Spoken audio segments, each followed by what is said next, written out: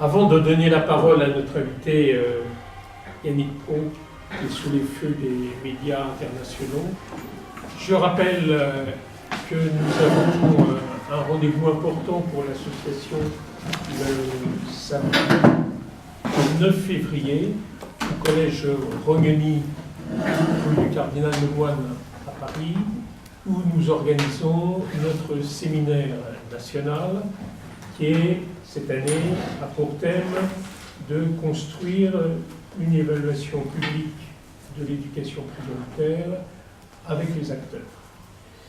Et ce séminaire sera animé notamment par les membres du conseil scientifique de l'Observatoire, conseil scientifique qui est en place depuis le mois de septembre. Marc Fabet, ici présent, en est un des membres. Donc je vous invite à venir. C'est valable pour tous les âges. Et c'est gratuit, vous serez bienvenus. Je précise aussi que c'est important, sur notre expérience, les locaux sont chauffés. Voilà.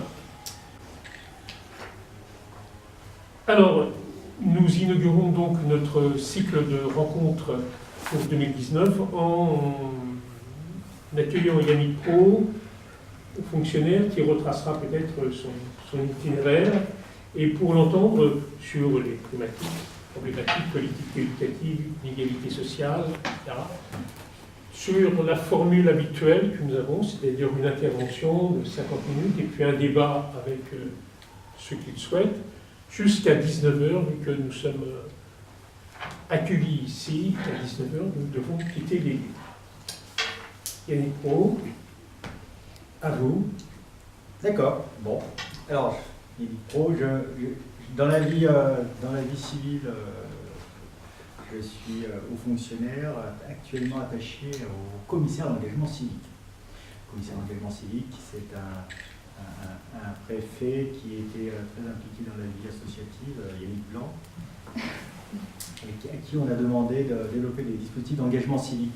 Et notamment après les attentats de 2015. Après les attentats de 2015, on a eu une poussée de propositions de services des citoyens. Qu'est-ce que je peux faire pour la nation? Qu'est-ce que je peux faire pour la communauté? Et on n'avait pas grand-chose à proposer de manière publique. Le secteur associatif avait ces dispositifs, mais il n'y avait pas de vrai mouvement civique d'inspiration publique. Et donc, un rapport avait été rendu en 2015 à François Hollande qui préconisait la création d'une réserve civique. C'est-à-dire qui a connu des déclinaisons. L'éducation nationale, comme chaque fois, a créé son propre dispositif qui existe toujours, qui est la réserve citoyenne, qui d'ailleurs a précédé la réserve civique. La police également, comme d'habitude, a dit moi j'en ai besoin, donc je vais créer ma réserve citoyenne police nationale. Mais, et l'organisation chapeau, c'est la réserve civique, où je vous invite tous à venir confesser. Et par ailleurs, j'ai eu, dans mon parcours professionnel, je dirais, en GRH, la fonction publique, on dirait un parcours atypique, qui est jamais très bon. D'abord, j'ai été enseignant, entre 1994 et 2000, professeur d'histoire géo, essentiellement sur l'académie de Versailles, en établissement de banlieue, lycée, les Mureaux, Cergy, les Andelys. Et puis, par manque d'imagination, j'ai passé l'ENA, ce qui m'a conduit au ministère du Travail, à la DGSE. J'ai été directeur de cabinet de Fabien Amara. J'ai fait de l'aide au développement en Afrique, à Dakar. J'ai fait la mission pour la Méditerranée sur les questions sociales et d'éducation. J'ai été sous-directeur politique de la ville. Et donc aujourd'hui, je m'occupe de questions d'engagement civique. Et par ailleurs, j'enseigne les relations internationales à Sciences Po depuis de nombreuses années. Et donc j'ai mis toutes ces disciplines, toutes ces expériences à l'intérieur d'un livre qui s'appelle La démocratie contre le royaume d'Attila, le monde libéral au défi des violences radicales. Et c'est ce qui aurait dû motiver en premier chef mes interventions publiques. Et puis en même temps, je me suis fait prendre dans un piège par un organisme public qui s'appelle le CIRIEC. On m'avait demandé d'écrire un article sur une contribution sur éducation et inégalité.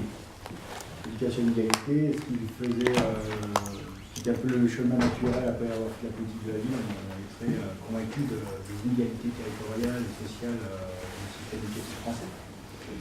Cet ouvrage, alors, je ne l'ai pas mis ici, mais vous dire, on en a parlé tout à l'heure. c'est un gros pavé qui se vendra pas, qui est un truc énorme à 700-800 pages, avec une très bonne contribution, pas forcément la mienne, mais celle de Didier ou celle de Nathalie Mons ou encore Didier Philan, sur éducation et intérêt général. Et la rencontre des deux me pousse aujourd'hui à voir pourquoi l'éducation est une question politique. Pourquoi l'éducation est une question politique? Alors, au départ, dans mon premier ouvrage, il y a la relation entre relations internationales et puis l'éducation qui n'est pas forcément évidente, mais c'est en essayant de montrer comment le monde a vu un surcroît de violence politique, alors que l'après-guerre froide aurait dû être un générateur de paix, de prospérité. Pourquoi l'après-guerre froide n'a pas du tout apporté